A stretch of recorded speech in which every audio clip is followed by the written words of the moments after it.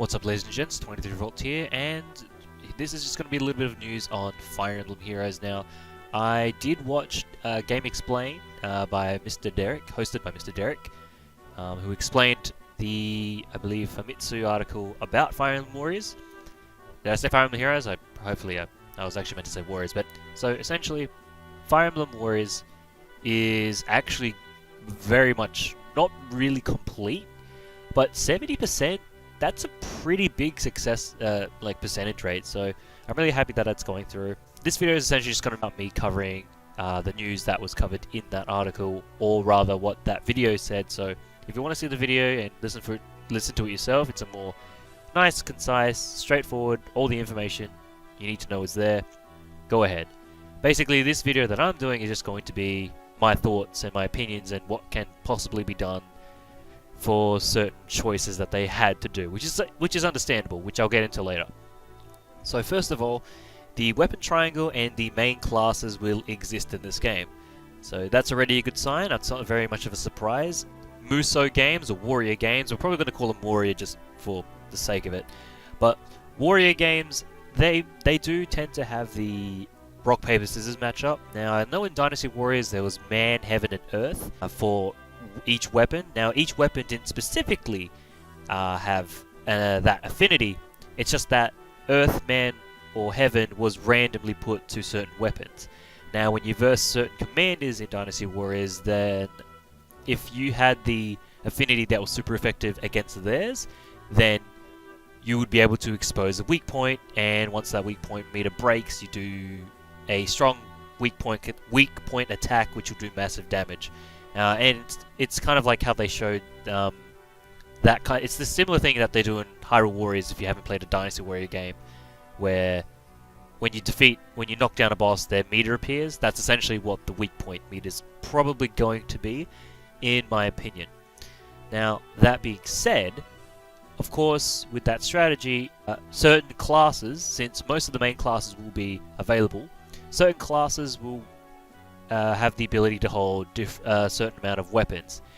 Now, I'll go into the spread chart that I've created about the possible characters that are going to be in it, but for now, I do think that this game is going to be as expected in terms of how I believe it could work, and hopefully they don't screw it up. But yeah, so the main classes are going to be there, so that's going to consist of foot soldiers with swords, Cavaliers, aka horseback, Pegasus riders, Wyvern riders, archers, magic units, aka mages.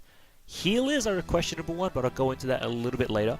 Knights, so very slower but more powerful armored units, and then fighters, who are the axe users, which, my gosh, am I going to explain them very shortly. And it also seems to be that the typical, so with the weapon triangle, archers are going to be super effective against Pegasus Knights, or rather flying units. That being said, what does that pretty much mean? Does that mean that Pegasus Knights have the ability to fly over terrain that obviously foot units cannot?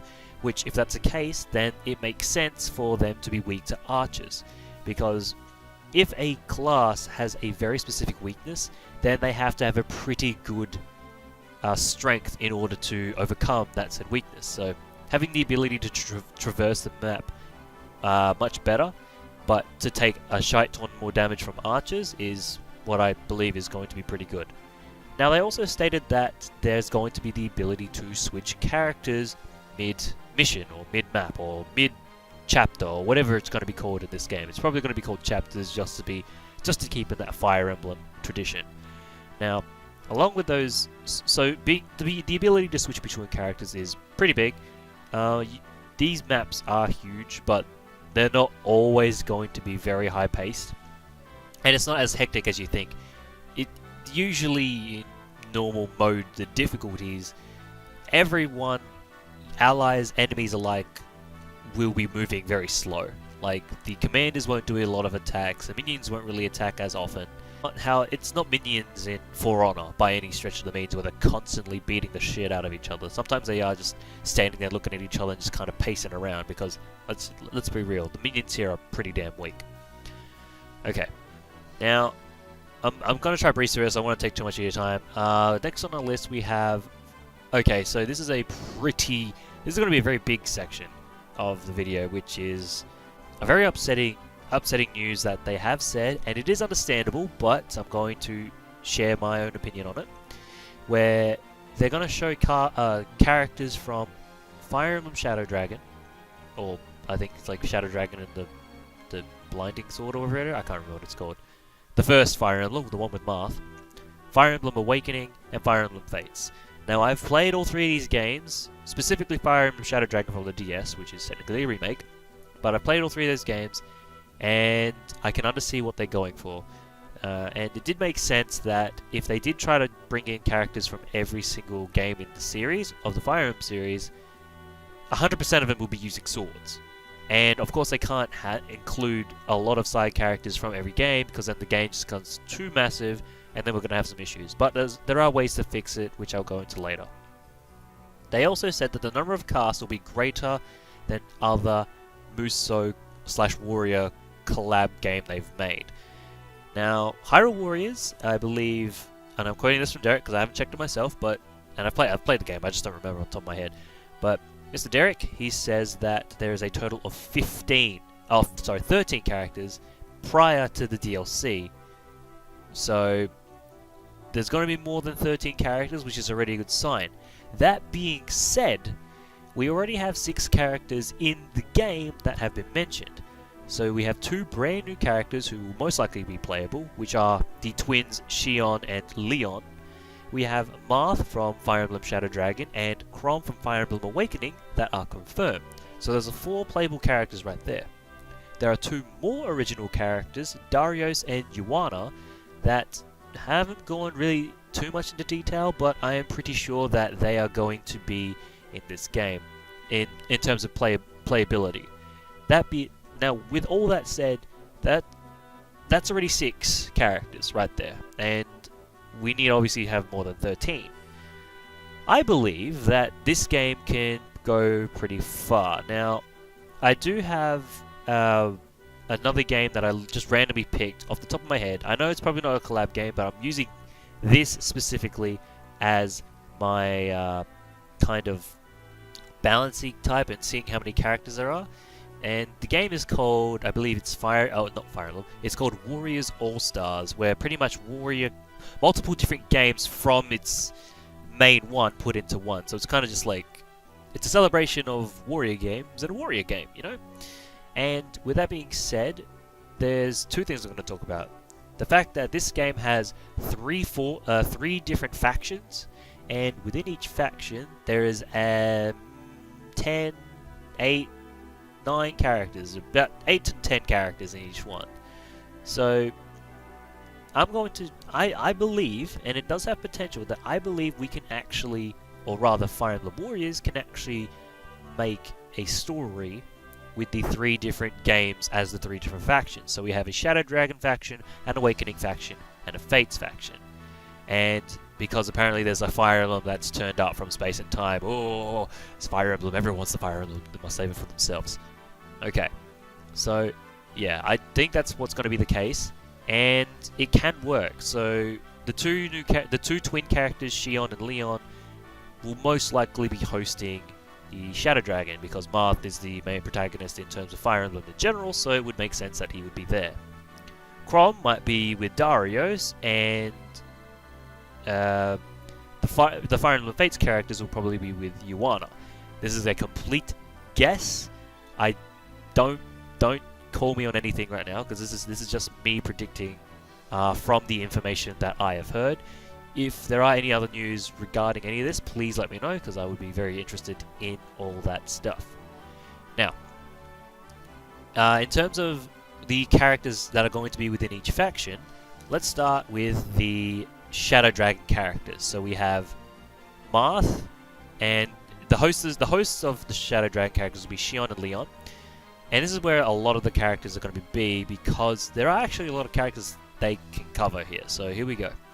We have Marth, Kada, Jagan, Abel, Kane, Draug, Gordon, Navarre, Rise, Ogma, Merrick, Lind, and Minerva. all those characters, I believe, have a very good potential of being in the game. And I'll show you the spreadsheet to explain why. Next, we're going to go over the potential awakening, which will be hosted by Darios, and this will include Chrom, Sumiya, Stahl, Sully, Riken, Muriel, Maribel, Lissa, Vake, Kellum, and Virion. And finally, we can go with Yuna, which will host essentially the Fire Emblem Fates characters of Xander, Ryoma, Camilla, Hinoka, Leo, Takumi, Sakura, and Elise. Now, there are a couple of characters that I didn't mention there, specifically the avatar characters of Fates and Awakening, Corrin and Robbins, respectively. And it's just mainly due to the fact that having double genders and being the avatar unit probably wouldn't make any sense in terms of which one is the real canon. And I know that Fire Emblem loves to hide that main canon away for most of the point. But yeah, I don't really think that they're going to be in there. I'm now going to show you, here's a little bit of a snippet of how essentially I kind of planned out the diversity within the characters. So here we have pretty much a spreadsheet that shows the first weapon section shows the primary weapon selection. Now, as you can see, Shadow Dragon has a lot of characters. Now, I'm going to probably believe that Jagen. Oh, you know what? Who we could also add for Fates? We could also probably add Gunter as well, or maybe like the maid's characters or the maid and butler. Maybe, I don't know. Maybe Jagen won't be in it. It's just that I find that Jagen is actually pretty an iconic character. That is why I have him in there. But in any case, as you can see, the first table at the top represents the unit's main primary weapon selection. And by primary weapon selection, I mean like their weapon of choice. So with the Fates characters, there's a total of 8 characters. And the units who master swords are Ryoma and Xander. Lancers is Hinoka. Axes is Camilla. Bows is Takumi. Tomes is Leo. And staff units are Sakura and Elise. Obviously this goes on for the other ones as well. So Awakening, as you can see, mainly swords, lances, very few axes and bow mains, and I do have a bit of magic for them. And then you have your Shadow Dragons, which obviously their cast is a little bit big, so I do have a feeling that characters such as Jagen or Ogma might have a little hard time, and even Rise. But we needed, like, I needed an extra staff unit, so that's why I kind of put him in there. But yeah, maybe there's going to be a lot less Shadow Dragon characters in there. I'm actually kind of confident that these 8 characters in Fates will be in there. Maybe a couple away from Awakening and probably a lot more from Shadow, because obviously the numbers need to be proportioned well. Maybe 8 characters from each one will probably suffice. And then in the second table we have all the primary as well as potential secondary weapons. What does that mean? So for example, Ryoma uses swords and can only use swords. Xander, he can use swords and lances, so that gets a point on each point. So these are all the potential weapons that each of these characters can use, and as you can see, there's the least weapon, especially for the main cast of characters for each game. The overall least is in axes, and of course swords is already huge. Now just imagine if all the other heroes from other Fire Emblem titles were in there. The sword count would be huge. But yes, there's a very few amount of axes, which is kind of unfortunate. Then we go to the final box here, where I go over the different classes. Merc/Myrmidon, these essentially mean foot sword units, and this includes Marth and Chrom in there as well. So as you can see, there is a lot of diversity within the classes, so I don't really see there being too much of an issue. Of course, with the very limited amount of fighters, aka Vake is the only true fighter in the game. And for Fire Emblem Fates, it's like Charlotte and Arthur, which I doubt neither of them are going to be in there. And for Shadow Dragon, it's Ogma's Axe Unit Brigade of Board, Blast, and Cord, which I don't believe any of those 3 will probably be in there as well. So we're just going to leave Vake as your main solo infantry axe unit, which is going to be actually kind of cool. So yeah, this is just a random assortment of classes. Now, if we do remove Jagan, it will reduce the numbers a bit, and probably remove Ogma as well, so the sword count will drop down. But the reason I had Ogma in there is because he also can use axes, so there's the potential there. And maybe Navarre might not be necessary, but Navarre is such a staple in the game as well that I really do think he deserves a spot in there. But yeah, so there you go. That's essentially my viewpoint on the classes in a nutshell. Where else can I go with this?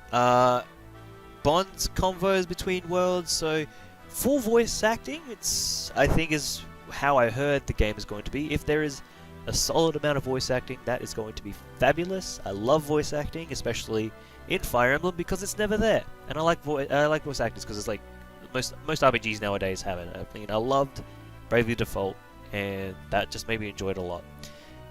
And I think we're pretty much done here. I think finally, before I close off, I do think that this game is going to be a really big hit, especially to me as a Fire Emblem fan. But I do expect there to be DLC, like how they did with Hyrule Warriors. Now with the DLC, these are the characters that they are probably most likely going to be. Other than that, all the amiibo support will already be in there. So let's first start with Ike, Roy, Robin, and Corrin. Those 4 characters aren't in the game, but they can be, and they'll probably be away from the story. Ike and Roy might have a side story that you can play with, or maybe a story amongst themselves, which that would be interesting. But for Robin and Corrin, I don't know how you're going to really introduce them, because obviously you can be male or female, but I don't know how they're going to handle that. So I'm just going to leave that to the Warrior game makers. I can't remember your name, sorry, off the top of my head. But we also, I'm really wanting the Renius twins to be in there. Of course, you've got to have my Sacred Stone. It's my baby game. I love it to death. I want Erika. I want Ephraim. Ephraim will be sick as a character in this game, so please put him in there. That and the Fire Emblem 7 trio of Lyn, Hector, and Eliwood. So yes, include them as well. And you can even, you know what? Even with the new Shadows of Valencia out, we can even get Alm and Celica. Those two would be a very good addition as well. So yeah, essentially, this is how I feel. This is my overall feelings with the Fire Emblem Warrior game. Is that I'm really looking forward to it. I'm excited, and though yes, it is a shame that three typical games are going to be hosted, which is fine because these 3 games are, 1 is its origin, 1 is the savior, and 3 is just a fan favorite, character-wise anyway. Talking to you, Camilla.